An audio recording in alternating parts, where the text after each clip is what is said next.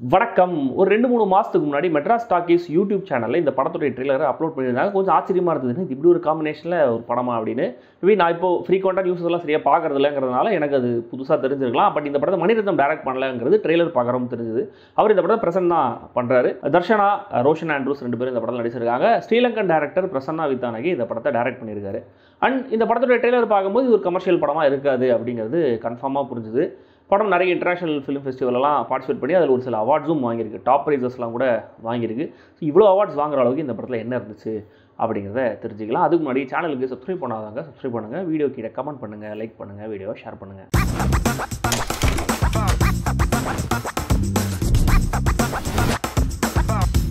Paradise 2022 நடக்கிற கதை. இலங்கை அரசு திவாலான சமயம். அப்போ அந்த ஊரை சுற்றி பார்த்தா கம்மியாக செலவாகுங்கிறதுனால ரோஷனும் தர்ஷனாவும் அவங்களுடைய 5வது வெட்டிங் ஆனிவர்சரியை செலிப்ரேட் பண்ணுற விதமாக அந்த ஊருக்கு டூருக்கு போகிறாங்க.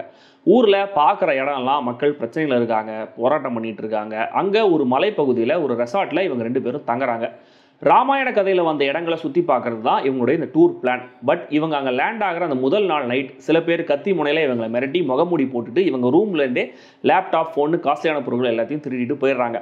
ரோஷனுக்கு அப்போ தான் ஒரு நெட்ஃப்ளிக்ஸ் டீல் ஒன்று ஓகே ஆயிருக்கு. அப்படிங்கிறதுனால அவருக்கு கண்டிப்பாக தன்னுடைய பொருட்கள், இந்த எக்யூப்மெண்ட்ஸ்லாம் இருந்தால் தான் வேலை நடக்கும், இந்த எக்யூப்மெண்ட்ஸ்லாம் தேவைப்படுது, அதனால் போலீஸ் ஸ்டேஷனில் கம்ப்ளைண்ட் கொடுக்கலாம் அப்படின்னு போகிறாரு. இதுக்கப்புறம் நடக்கிற சீரீஸ் ஆஃப் அன்ஃபார்ச்சுனேட் ஈவெண்ட்ஸ் என்னென்ன அப்படிங்கிறது தான் இந்த படத்துடைய கதை. Now might be a good time for Amna to wake up from a slumber and save Lanka.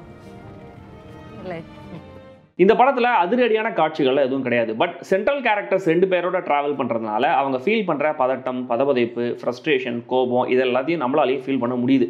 இதுக்கு ரோஷன், தர்ஷனா 2 பேருடைய அற்புதமான பெர்ஃபார்மன்ஸஸ் முக்கியமான காரணம். இந்த என்டைட்டில்டு பிரிக் அப்படின்னு சொல்கிற மாதிரியான ஒரு கதாபாத்திரம் ரோஷனுக்கு எதையுமே சென்சிட்டிவாக அப்ரோச் பண்ணாமல், எந்த எம்பத்தியும் இல்லாமல், தனக்குன்னு ஒரு பிரச்சனை வரும்போது ரொம்ப அன்பிளசண்ட்டாக மாறுற அந்த செல்ஃபிஷ் கேரக்டரை பக்காவாக உள்வாங்கியிருக்காரு.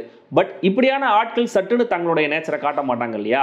அதனால் அப்படி ரெசார்ட்டில் நைட்டு இவர் தூக்கத்தில் டக்குன்னு அப்படியே கோபத்தோடு எழுந்துக்கிற மாதிரியான ஒரு சீன் ஒன்று வரும்.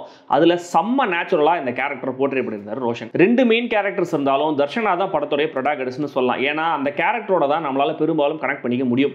வேட்டையாடலான்னு போயிட்டு இவ்வளோ அழகானமான வேட்டையாட வேணான்னு அவங்க முடிவு பண்ணுறதுலேருந்தே அந்த கேரக்டருடைய சென்சிபிலிட்டி என்னங்கிறத புரிய வச்சுறாரு இயக்குனர். கடைசியில் நடக்கிற எதிர்பாராத சம்பவம் வரைக்கும் இந்த இயல்பை விடாமல் அவ்வளோ எஃபெக்டிவாக போர்ட்ரேட் பண்ணியிருக்காங்க தர்ஷனா. டிரைவர் கேரக்டரை இவங்க சில இடங்களில் டீஸ் பண்ணுற விதம், ரோஷனோட பிஹேவியர் பார்த்து இவங்க ரியாக்ட் பண்ணுற விதம்னு ஒரு ஹார்ட்ஃபெல் பெர்ஃபார்மன்ஸை கொடுத்துருக்காங்க. டிரைவராக வர ஷாம் பெர்னாண்டோ தான் பொசிஷன்லேருந்து பெருசாக ரியாக்ட் பண்ண முடியாமல் கண்ட்ரோல் பண்ணிக்கிற அந்த ஒவ்வொரு மூமெண்ட்டையும் நம்மளால் அந்த கேரக்டரோட இடத்துலேருந்தே அதை ஃபீல் பண்ண முடியுது. அப்படி ஒரு நல்ல பெர்ஃபார்மன்ஸ்.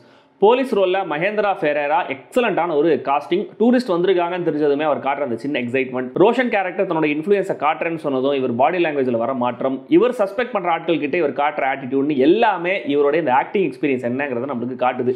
அந்த ரிசார்ட்டில் ஒர்க் பண்ணுற சுமித் இளங்கோ, அசீர் சம்சுதீன் 2 பேருமே அந்த கேரக்டர்ஸோடைய வல்னரபிலிட்டியை பர்ஃபெக்டாக கொண்டு வந்திருக்காங்க. ராஜீவ் ரவியோடைய சினிமாட்டோகிராஃபி ஸ்ரீலங்கா மாதிரியான லேண்ட்ஸ்கேப்பில் ட்ராவல் பண்ணாலும் ரொம்ப கான்ஷியஸாக இந்த கதையோடைய மூடுக்கும் தீமுக்கும் ஏற்ற மாதிரி பியூட்டி ஷாட்ஸை அவாய்ட் பண்ணுது.